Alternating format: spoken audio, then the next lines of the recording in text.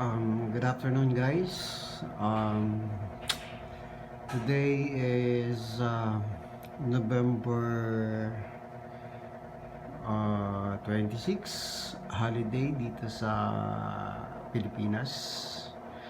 And today's vlog, no, out of frustration, excited sana ako kasi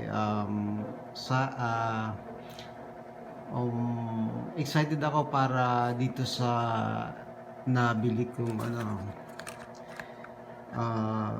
wireless lavalier microphone sa Shopee, no. Ito siya for iPhone Type C. Meron siyang ito yung laman niya. Ito isang charging wire. Ito gumagana naman siya, no? Para dito gumagana naman. Ito yung microphone. Ito yung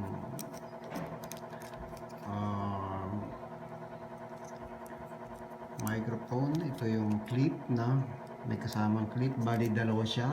Ito isa pa. So gumagana naman siya pag tawag dito china-charge, and then gumagana naman siya kasi nagbi-blink naman siya, no? Ayan, nagbi-blink siya, both of them nag-blink siya. Now ito yung case niya, ito yung manual.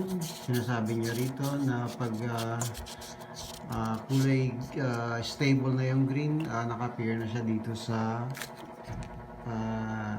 packing receiver na ito, the GADEM receiver na hindi gumagana, no? Ito yung case niya. Ito yung nalagyan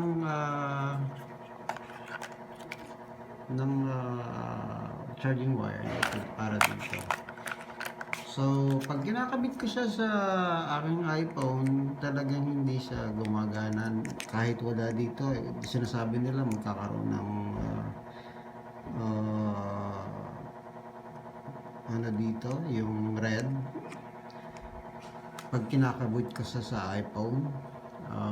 I don't know kung bakit, di ko alam kung may sira ba ito o di ko alam, ano. So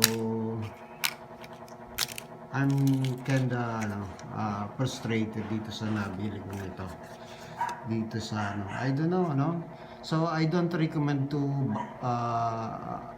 para sa inyo na bumili ng isang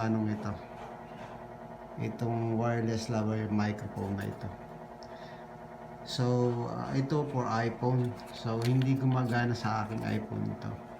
So I don't know what happened, sabi nila automatic pag kinabit mo siya, plug and play.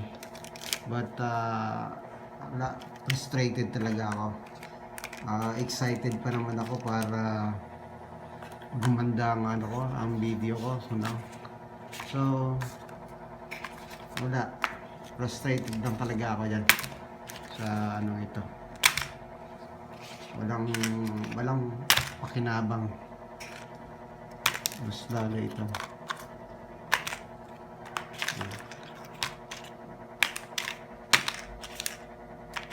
Ito, walang pakinabang.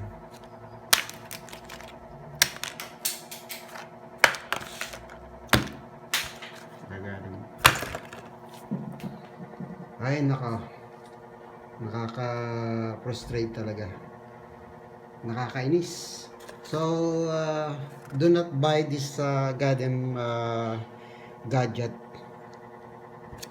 no? So, I don't recommend. That's it.